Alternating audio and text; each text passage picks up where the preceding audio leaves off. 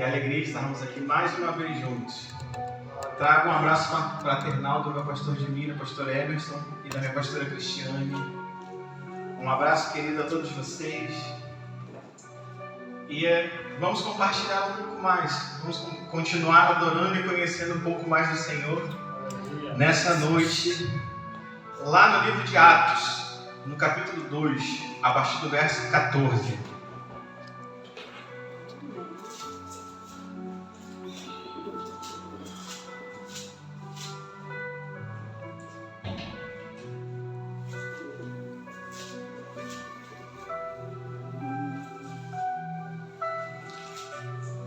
E assim diz a palavra.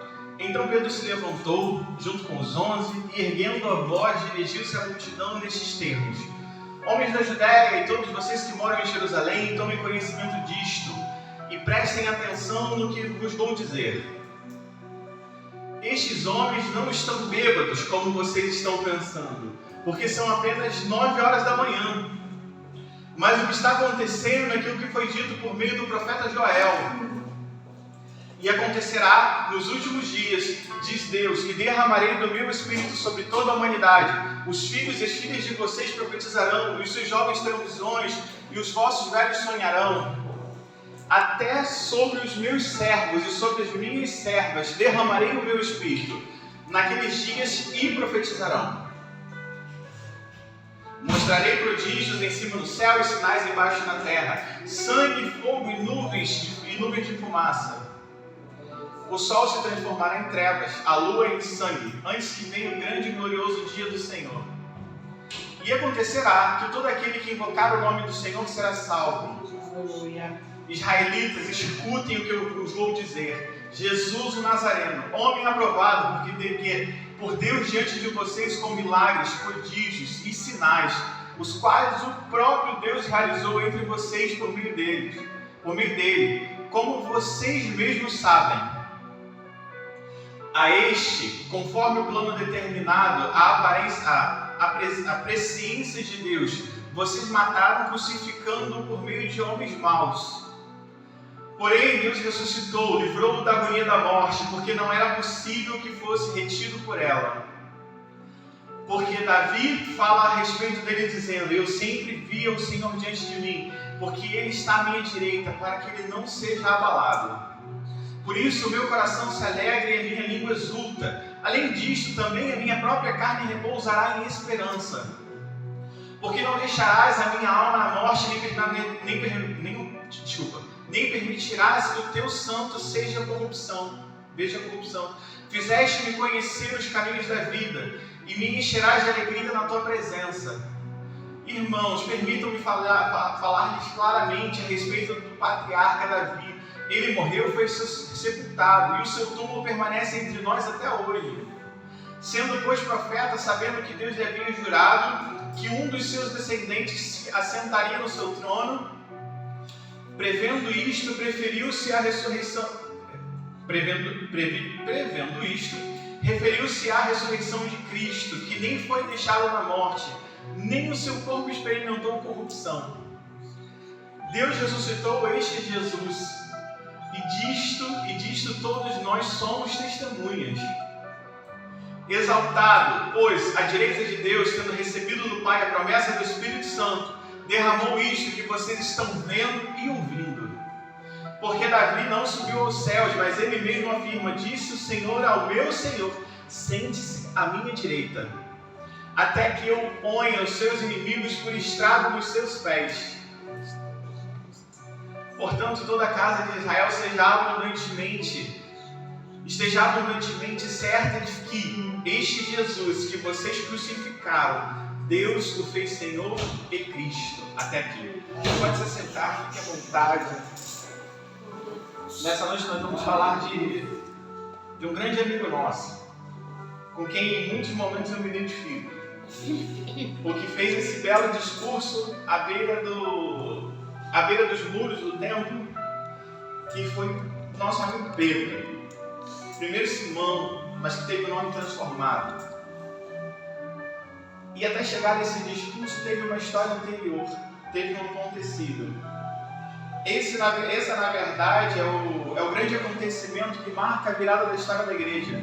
É o pós-morte de Cristo, onde ele manda que fiquem todos retidos, fiquem todos resguardados em Jerusalém, mas só ficam 120.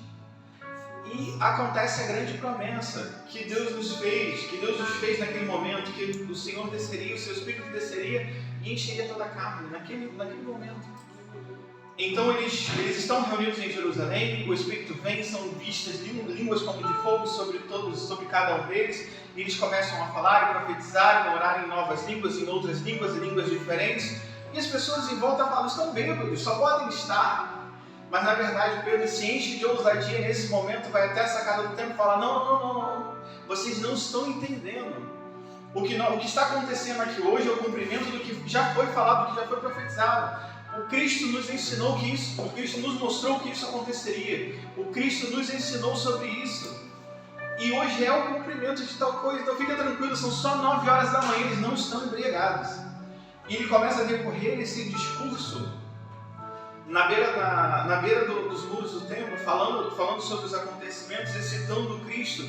Ele lembra o grande rei Davi, que era aclamado pelos judeus até dado momento. Ele fala, vocês aclamam a Davi, mas Davi nasceu, morreu e está sepultado.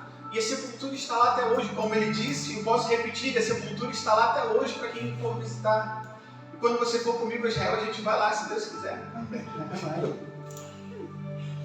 Então, ele fala, o grande Davi está sepultado ainda, mas esse de quem eu estou falando, ele morreu, mas ressuscitou e agora está à destra do Pai. Aleluia! Só que essa história não começa aqui.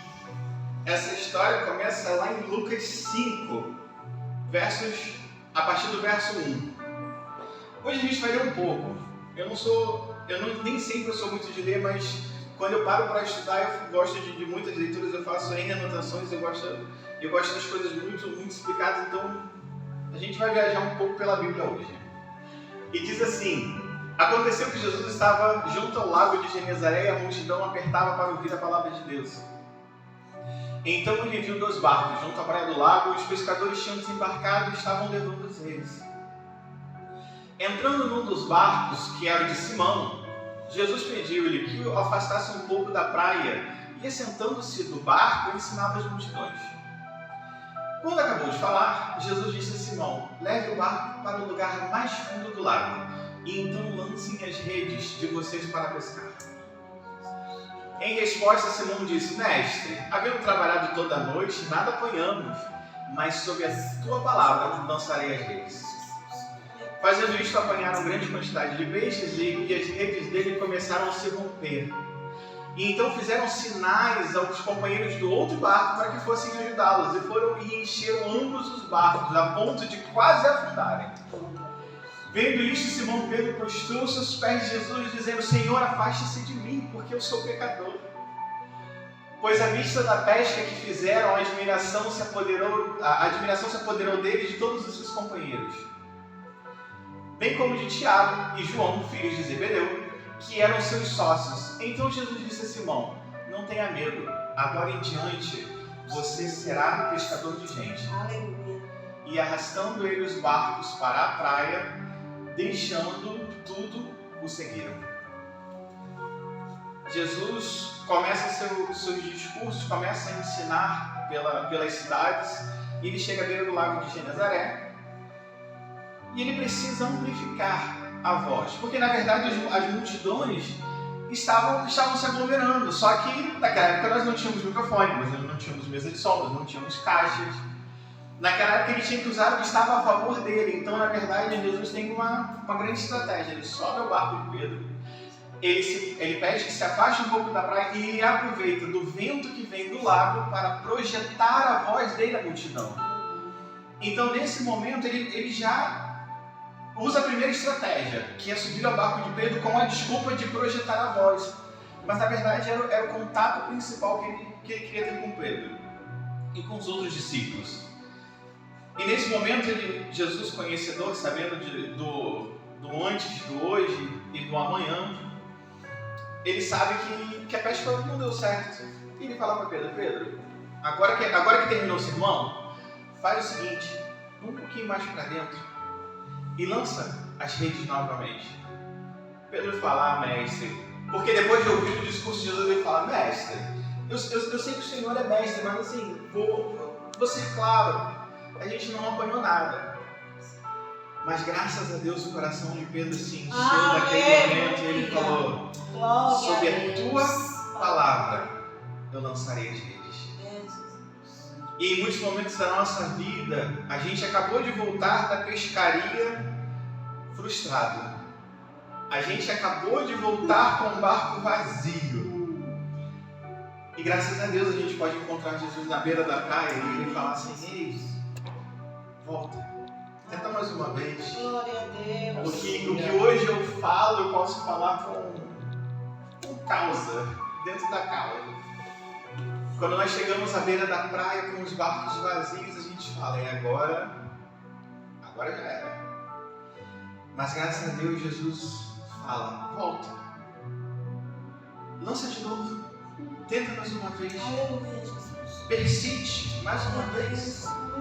E é justamente nesse momento que a gente para. Que em nome de Jesus nosso coração se enche como o coração de Pedro e possa dizer, sobre a sua palavra lançarei novamente. Mas aí começa a decorrer. Então ele chama Pedro e fala, Pedro, a partir de agora você não é mais pescador de homens. A partir de agora você não é mais pescador de peixes. Agora você vai ser pescador de homens. Vamos mudar o nível do trabalho. Agora eu preciso de você. Como todos os outros discípulos, cada um em seu momento específico, cada um da sua forma específica, cada um com o seu jeito de chamamento, o Senhor como mestre os encontra e fala, ei, segue-me, vem, vamos andar juntos. E a partir daí começa o discipulado. O discipulado pessoal, o discipulado 2 a 2, o discipulado às vezes com 3, o discipulado com todos, na grande maioria com todos juntos. E muitas vezes o discipulado era só para os 12. Mas quando as pessoas começavam a ver, começavam a notar que ele estava, e quando começavam a ouvir o ensinamento, as pessoas começavam a se aglomerar. Então os grandes sermões às vezes eram discipulados para os 12, mas que as multidões se ajuntavam. E ele vai conhecendo, e ele vai decorrendo o discipulado, eles vão se alinhando. Eles começam a ver os milagres, eles começam a ter a ideia dos acontecimentos, eles começam a ver os milagres que o Senhor tem feito.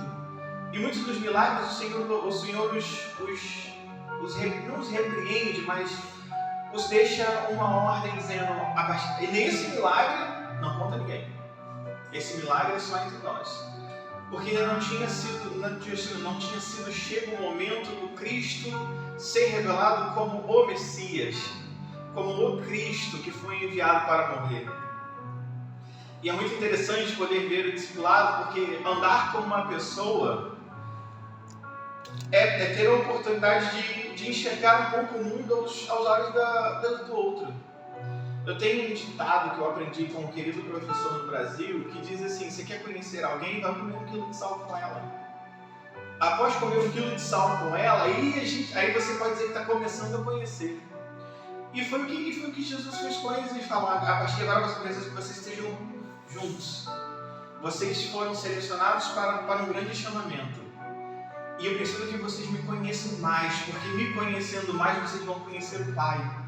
Eu preciso revelar o caráter do Pai através das minhas ações. Eu preciso revelar o caráter do Pai com o nosso cotidiano. Ele começa a mostrar, os milagres vão acontecendo. E Jesus começa a questioná-los. Em alguns momentos começa a colocá-los à prova. Não a prova para a reprova, mas assim, a prova para testar o conhecimento deles, para mostrar que eles estão realmente se alinhando. E chega um grande momento, que está lá em Lucas 9:18.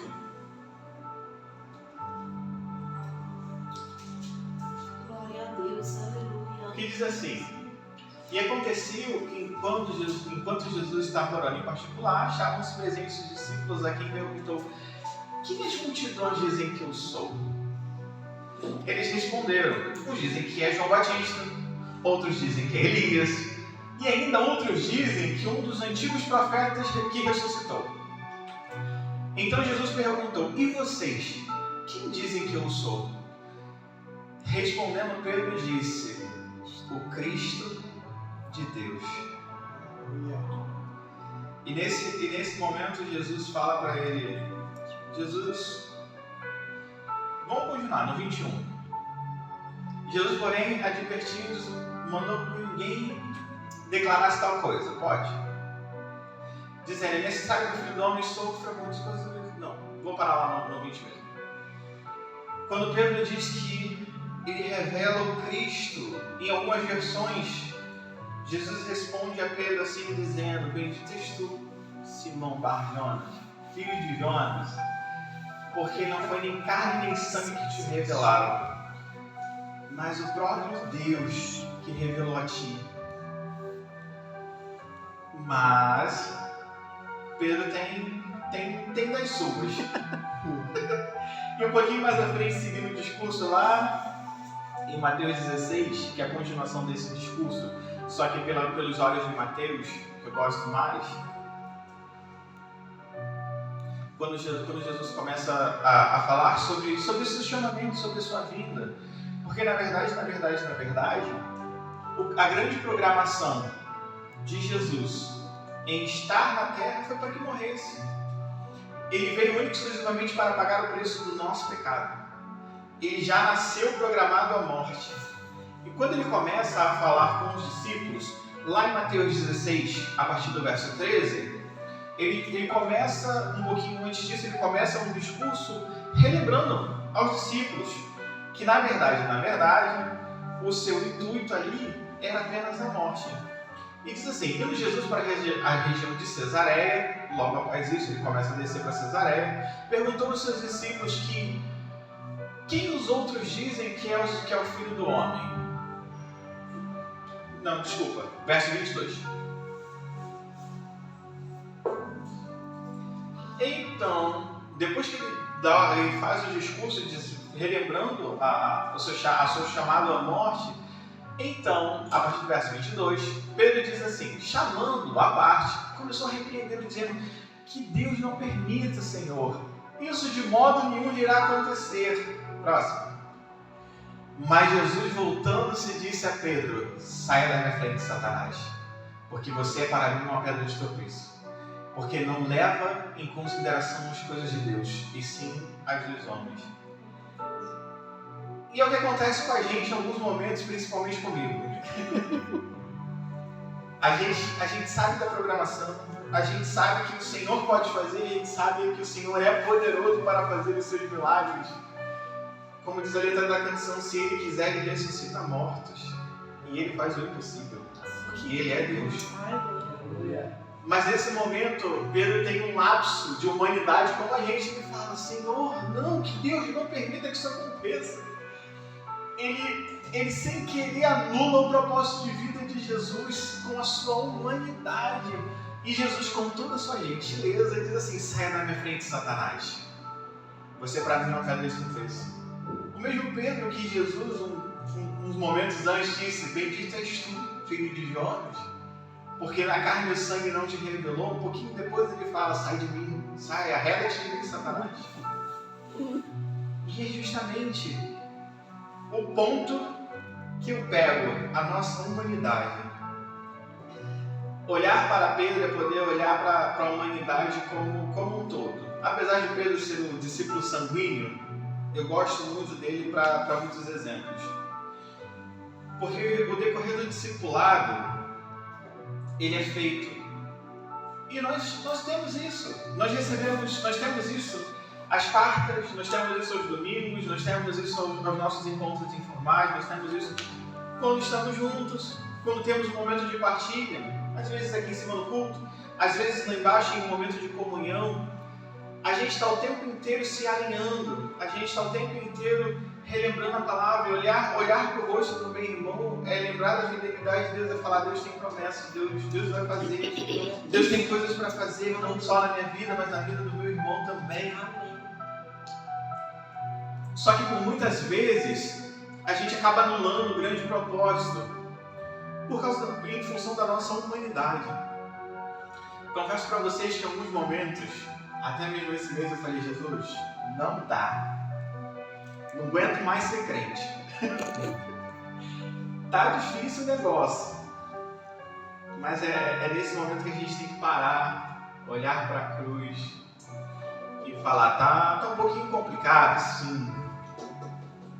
Mas desde que eu aceitei, eu me tornei servo de Cristo. Mas um servo com um preço muito alto, que foi o preço de sangue. E olhar para as nossas dificuldades, olhar para os nossos problemas humanos, os nossos problemas carnais, a gente precisa parar e respirar fundo, olhar para a cruz e falar: o Espírito de vida o ressuscitou dentre os mortos. Ele pode fazer muito mais. Isso é só uma fase. Isso é só um momento. Ele pode ir muito além do que a gente vê, do que a gente enxerga, do que a gente sente. Porque é difícil às vezes a gente andar com os nossos olhos carnais. Mas graças a Deus a gente tem um amigo, o Espírito Santo. Aleluia. Que nos lembra, que nos traz de volta ao prumo e fala: respira, para, cala-te. Vamos seguir. E graças a Deus pelo amigo Espírito Santo, com quem podemos contar nos momentos difíceis, nos momentos de dor. Nós passamos agora falando como família, nós passamos por alguns problemas bem complicados. Ano passado, esse ano, nós tivemos algumas perdas na família e perda entre amigos. E uma amiga muito, muito, muito querida nossa da casa perdeu seu filho. E eu tive que respirar muito fundo e me preparar muito para conseguir falar com ela ao telefone. Porque a gente estava de longe, eu estou de longe especificamente. E nesse momento a gente não tem o que falar. A gente não tem palavras. E naquela noite eu liguei para ela e falei: Nê, eu só te liguei para dizer que eu queria poder estar do teu lado, mas o que eu tenho para falar, não tenho nada para falar. Só liguei para chorar contigo pelo telefone. E lembrar que o Espírito Santo, que habita em mim, habita em ti, é o nosso amigo consolador das horas mais difíceis. E Senhor, muito obrigado pelo Espírito Santo que o Senhor tem nos dado, que é o Espírito Santo de poder, de fogo, de glória, de majestade, mas é o consolador amigo que em alguns momentos vem como brisa suave e acalma o nosso coração. Quando a gente está como Pedro em meio ao mar revolto, sacudindo, de repente a gente vê ele caminhando sobre as águas. E lá em Mateus 14, verso 27, diz assim: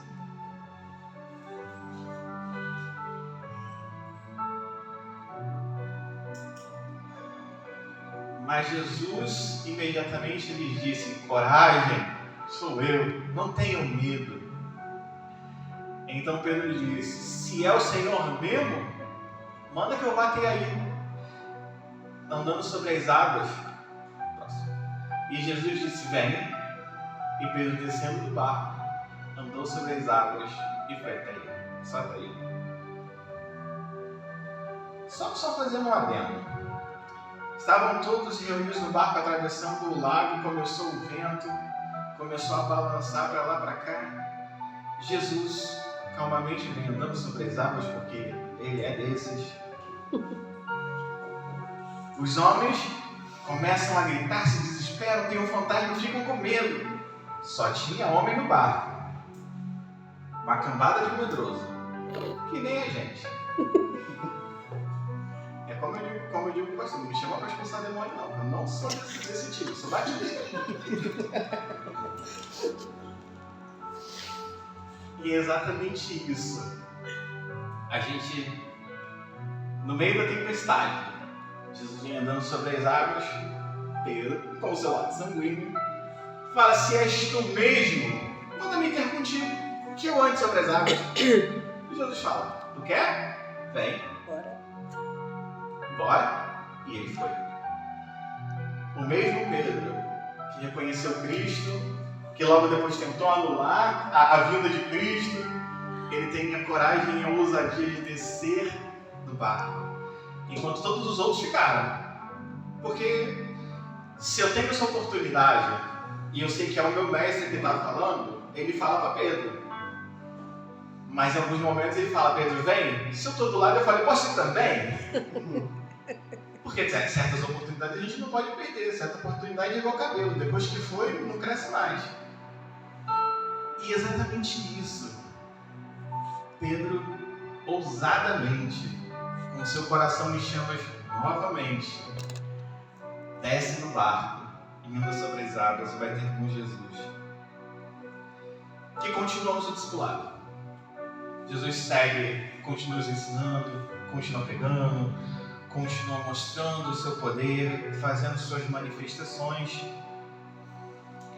E a gente chega lá em João 6, 67 e 68. João, verso 6, versículos 67 e 68.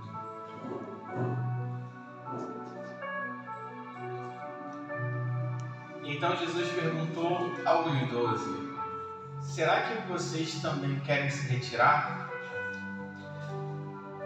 Não vou ler agora, eu vou explicar essa situação. Jesus aqui nesse momento, ele no meio do discipulado, ele separa 70 discípulos, ali o discipulado já tinha crescido, já tinha mais gente andando junto, além dos 12 chegavam os 70, e muitos começaram a se retirar, muitos começaram a deixar. E é engraçado que a gente vê isso acontecer até hoje. Eu comecei a ler essa palavra e eu não tinha me atentado para esse detalhe. Felizmente vi isso acontecer algumas vezes, o que aconteceu no verso 67. E muitos se retiraram. E Jesus perguntou para eles, vocês também querem ir? Ou vocês vão ficar? E agora? Então Jesus perguntando aos 12, será que vocês também querem se retirar? Era discipulado de 12, chegou a 70, voltou aos 12 novamente, e no verso 68 diz assim, Simão Pedro respondeu, Senhor, para quem iremos nós? Em algumas versões diz, só o Senhor tem as palavras de vida eterna. Aleluia. Aleluia. É exatamente isso. O cara sanguíneo, o cara brigão, nesse momento ele fala, tá complicado, tá dando problema, mas só o Senhor tem as palavras de vida eterna. Amém, Jesus. E é exatamente o que acontece. Às vezes as nossas perdas não são as perdas dos discípulos. As nossas perdas às vezes são materiais, as nossas perdas às vezes são pessoais, as nossas perdas são trabalhistas, as nossas perdas são às vezes coisas corriqueiras. Coisas bobas do dia a dia. E a gente se abala com a palavra, a gente quer se abalar com Cristo, mas a gente tem que parar e lembrar dessa fala de Pedro. Para quem? Para quem iremos nós, se só tu tens as palavras de vida eterna? A gente precisa parar todos os dias e lembrar. Para quem iremos nós? Isso é um exercício diário. Para mim, nesse momento, tem sido um exercício diário. Para quem irei eu? Se só o Senhor tem essas palavras de vida eterna. E a gente vai seguindo. Jesus continua fazendo seus milagres. Jesus vai a Jerusalém, sai de Jerusalém, arruma confusão no templo, briga com todo mundo, senta o chicote em todo mundo. A gente hoje não pode fazer isso, porque ele estava em migração. Infelizmente a nossa ira é carnal, mas Jesus quebra tudo, é perseguido pelos fariseus, é perseguido de morte. Como a gente diria lá no Rio de Janeiro, Jesus é jurado de morte. E os discípulos ficam assustados. Apesar de todos eles saberem que Jesus veio para morrer, Jesus foi programado para isso, eles ficam preocupados, não porque a pregação do Evangelho, não porque o decorrer das coisas, o decorrer do poder e da manifestação de Deus. Jesus, tu não pode morrer. Jesus fala, cara, pelo amor de Deus, eu preciso morrer. Preste atenção. Lembra que eu tenho falado tudo isso. E a gente chega ao grande momento, que é o momento da ceia. Então os 12 novamente sentados. E Jesus mais uma vez lembra para que veio. E começa a decorrer as coisas. E nesse momento ele fala, um de vocês vai me trair. Está sentado. Os discípulos fofoqueiros, que são Pedro sanguíneo fofoqueiro, que é, faz sinal para João, para perguntar. E Jesus diz a João, aquele quem o bocado molhado, esse sim. Só que eles indagam novamente perguntando, mas quem? Aí quando Pedro pergunta, mestre, serei eu? Ele, Pedro, antes que o galho cante, tu me negarás 3 vezes. E ele decorre aquele momento de ceia e só uma abertura de parênteses. Galho, não, o galo que é citado na Bíblia não é o galo que faz cocoricó, que lá em Mira acorda a gente, irrita a gente o dia inteiro, mas sim um instrumento de sopro que é informativo de horas, principalmente na região central de Jerusalém. Então Jesus fala, antes que a alvorada seja tocada, tu me negarás. E ele segue logo depois disso. Jesus diz a Judas para o que ele tem que fazer, ele faça. E eles seguem no Getsemane. A gente sabe da história de Getsemane. Jesus leva os três dormem no Getsemane. Jesus volta lá, repreende eles. Volta a orar em angústia, em um nível de depressão tão alto que os folículos capilosos da testa de Jesus começam a se romper, as microveias começam a se romper, ele soa sangue. E ele volta a falar, então os três dormindo novamente. E eles tentam se recompor, e nesse momento Jesus fala, ei, aquele que há de me trair já vem. Agora é o momento. Jesus é pego, é levado para Jerusalém, passa pelo julgamento ilícito na casa de Caifás, é levado a Pôncio Pilatos, retorna à casa de Caifás e retorna à casa de Pilatos. E nesse momento da grande problemática, algumas coisas acontecem. E a gente vai ver isso lá em Mateus 26, 69.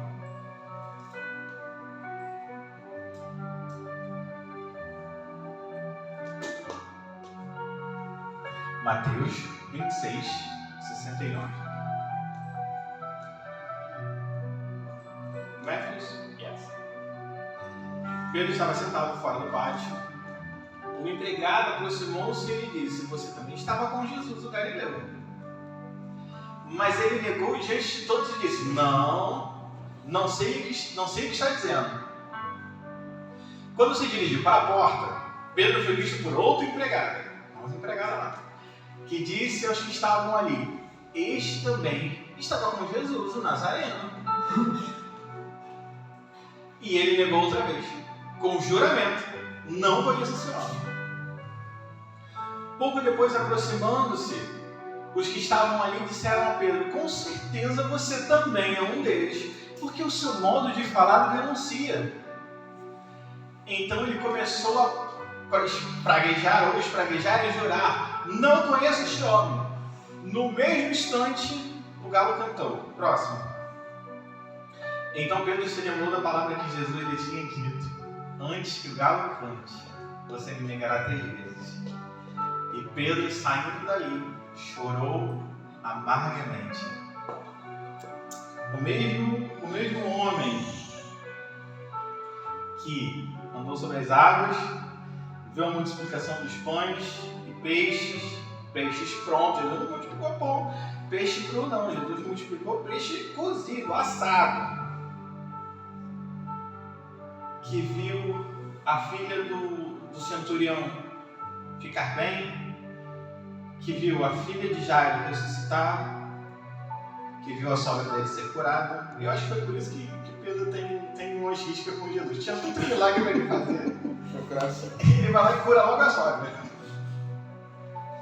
Não, brincadeira, eu amo as sogras. O mesmo cara que viu Lázaro, o amigo de Jesus, o amigo em comum deles, ser ressuscitado dentre os mortos.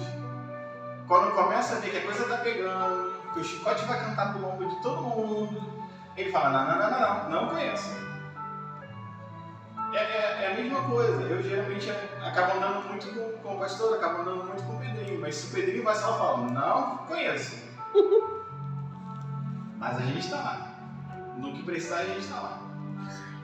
Mas exatamente, é a nossa humanidade. Quando o problema agarra, a nossa tendência é esvair dele, é sair. E o que acontece com Pedro? Pedro tem um lapso de memória de novo da sua humanidade e ele fala, não conheço. Era um dos discípulos mais chegados. Estava no top 3 de Jesus. Em todos os momentos que os discípulos eram ajuntados e quando Jesus precisava falar coisas um pouco mais sérias, coisas um pouco mais específicas, Jesus ia lá, chamava Pedro, Tiago, João, falei, vem cá vocês três. Quando Jesus vai para o seu momento de grande dor, que é o jardim do Getsemane, Jesus deixa todos eles perto, mas chama os três e fala, vem que eu preciso que vocês vigiem comigo. Jesus se afasta deles, é óbvio, mas ele fala, eu preciso que vocês vigiem comigo. Eles falham, humanamente. Mas o grande ponto que me chama é essas duas palavras. Chorou amargamente. Só quem tem um grande arrependimento, só quem passa por um problema muito, muito sério, sabe o que é chorar amargamente. Alguns momentos da nossa vida nós choramos amargamente. Infelizmente, em alguns momentos da nossa vida nós ainda vamos chorar amargamente, espero que não. Mas enquanto o grande dia do Senhor, o qual esperamos, e eu espero ansiosamente, podia ser essa semana, não acontece, a gente ainda terá dias negros, dias ruins, dias nebulosos. E esse choro do chorou amargamente é o que me comove diante da humanidade de Pedro. O mesmo cara que nega, o mesmo homem que nega, o mesmo homem que chora amargamente porque ele fala. Ele avisou. E se Jesus estivesse ali, ia falar igual minha mãe. Eu avisei. Exatamente isso. E nesse momento, sai a sequência de morte. E está lá Jesus preso no madeiro,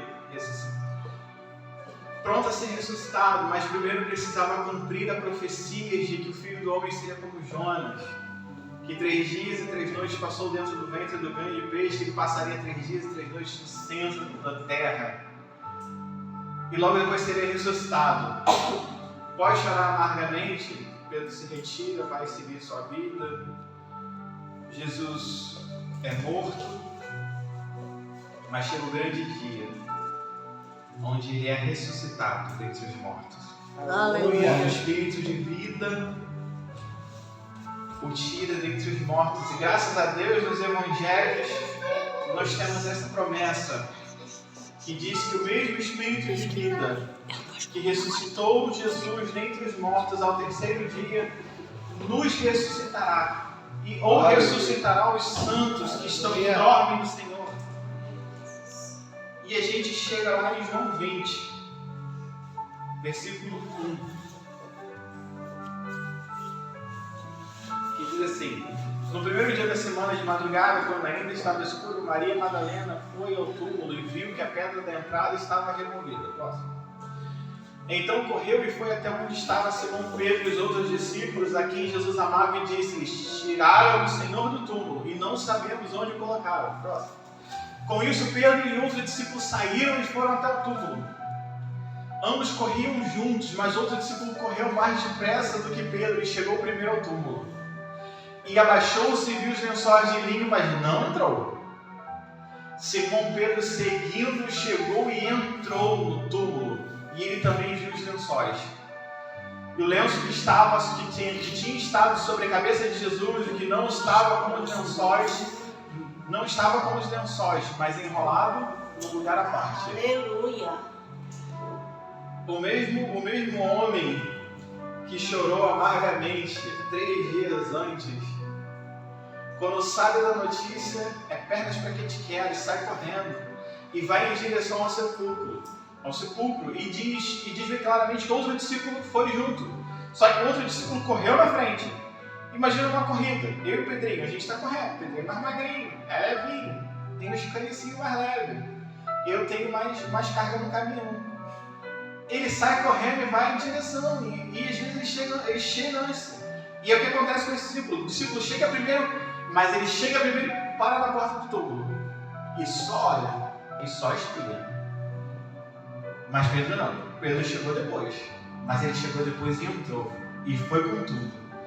Porque ele precisava testificar a promessa que para ele tinha sido feita. De que o Filho do Homem viria e morreria, mas ao 3º dia ressuscitaria. E foi o que aconteceu.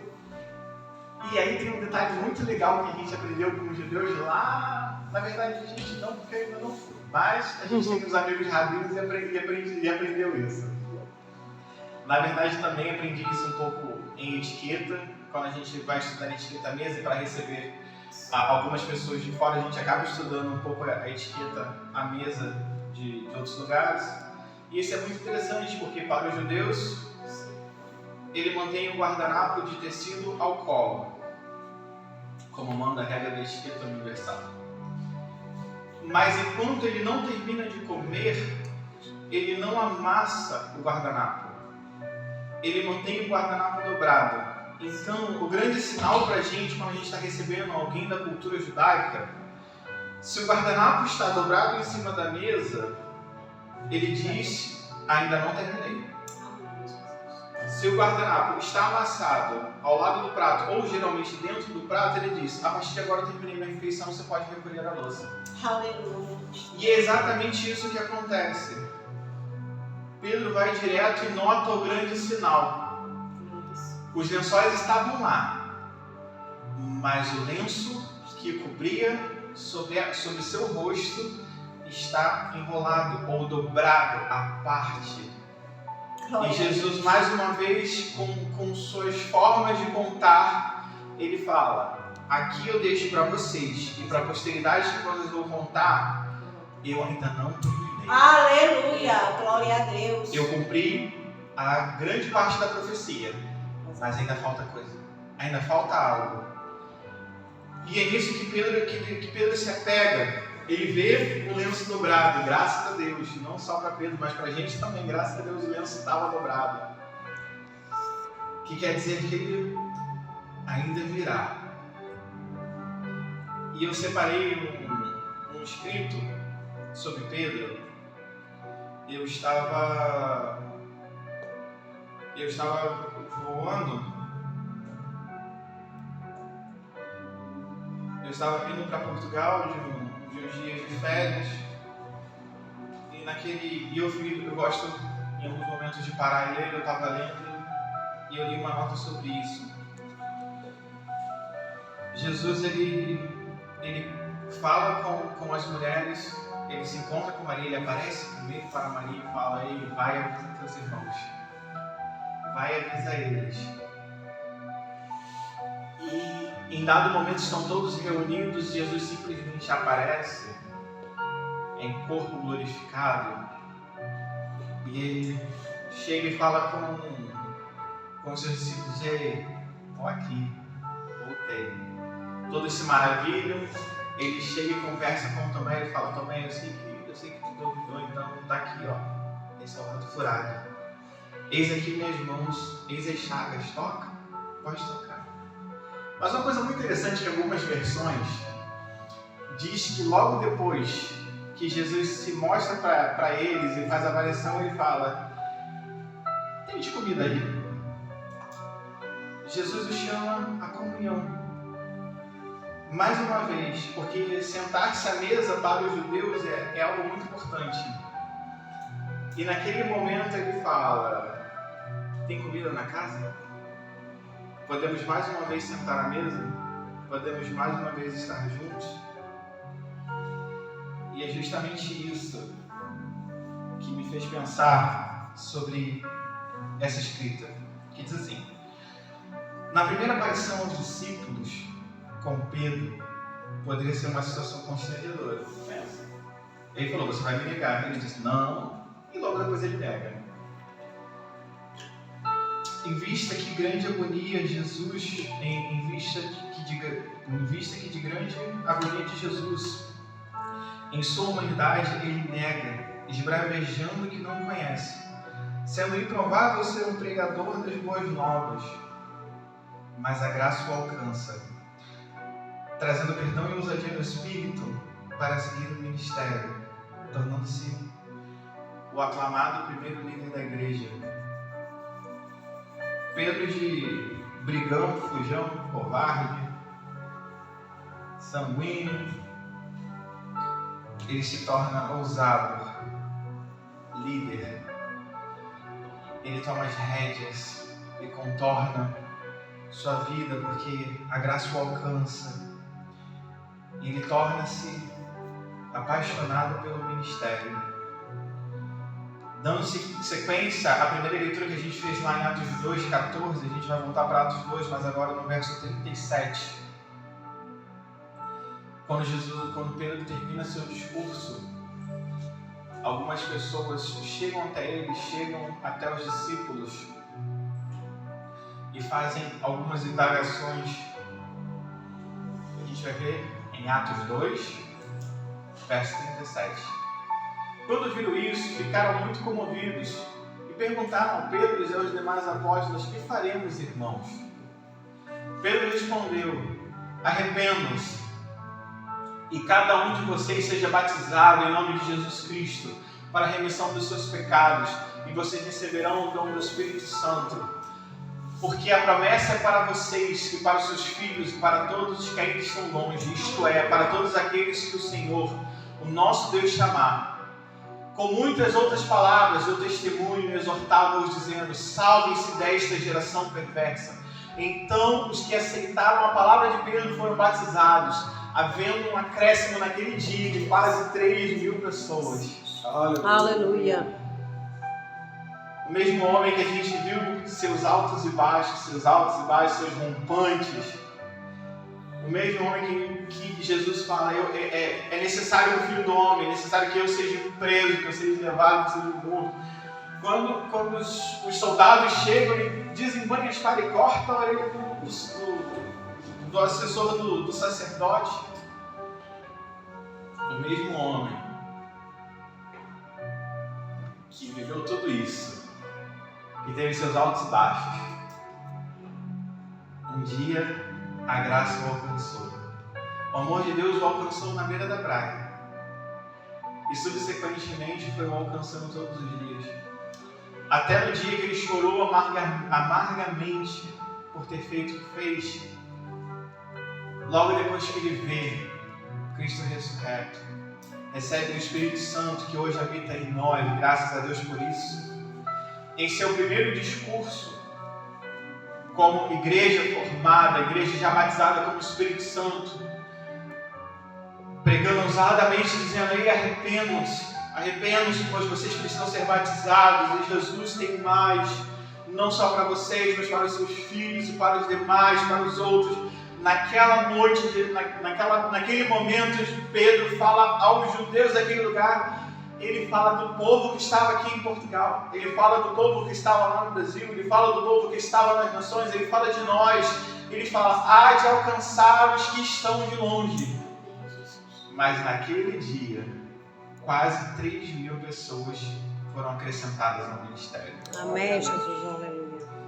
Um dos grandes pregadores, que se tornou apaixonado pela palavra, cheio de erros, cheio de acertos, mas com o coração que queimava pela palavra. Que nosso discurso todos os dias possa ser esse, um discurso de um coração que queima pela palavra, de um coração que confia no Senhor, de um coração que crê nas suas obras, um coração que possa dizer: ei, arrependam-se, porque Ele fez promessas, não só para mim, mas para vocês e para os demais e para muitos outros. Porque a seara é grande, os campos estão brancos e nós necessitamos dos ceifeiros. Que nós possamos ser os ceifeiros. E que quando a nossa humanidade falar mais alto em dados momentos, naquele momento que as coisas apertam, que a gente se chateia, que a gente se irrita e que a gente às vezes acaba se passando em alguma situação, que a gente possa lembrar que, como Pedro, a graça o alcançou. Nós temos graça disponível, porque a graça ela traz o arrependimento, e o arrependimento ele traz bons frutos. O arrependimento sempre nos dará bons frutos. Quantas vezes for necessário a gente realinhar a palavra, a gente realinha e olha para Cristo e fala: eu sei que o Senhor pode mais, me perdoa a minha humanidade, mas hoje eu me alinho de volta e eu preciso me realinhar contigo, ó Cristo. E ele foi apaixonado e continuou seguindo até que, em dado momento, mais ou menos em 67, se eu não me engano, depois de Cristo, com a perseguição da igreja feita por Nero, ele é dado à crucificação. E como seu último ato de discípulo apaixonado, ele fala: ei, não, vocês não podem, eu não sou digno de morrer como meu Senhor. Eu era um pescador, eu fui tirado da beira da praia. Ele me tornou quem eu sou hoje. Eu não sou digno de chegar perto do que Ele tem feito, do que foi feito a Ele. Me inverte. Eu não posso, eu não tenho dignidade de morrer como Ele. Que todos os dias a gente possa lembrar da soberania do Senhor e da graça do Senhor sobre a nossa vida, da bondade do Senhor sobre a nossa vida. E quando a nossa humanidade falar mais alto, que a gente possa lembrar das lágrimas amargas que foram derramadas por Pedro no momento antes da crucificação, e lembrar também que depois do Cristo ressurreto, o mesmo homem que chorou amargamente antes da crucificação por ter cometido um erro, logo depois pregou e alcançou quase 3.000 almas. Que o Senhor possa nos abençoar nesses tempos. Que o Espírito Santo possa nos guiar. Que o Espírito Santo seja nossa régua, nosso guia, nosso prumo todos os dias. Que a graça seja o nosso prumo de vida. Que possamos estar baseados na graça, na bondade de Deus e na sua misericórdia. Que, mesmo na nossa humanidade, nós lembremos que há algo muito mais a ser feito, que ainda há muitos de longe a serem alcançados, como há muitos de perto. Que a graça nos ajude a viver e que nós possamos ser abençoados na prática dessa palavra todos os dias. E assim eu agradeço a minha oportunidade em nome de Jesus. Amém.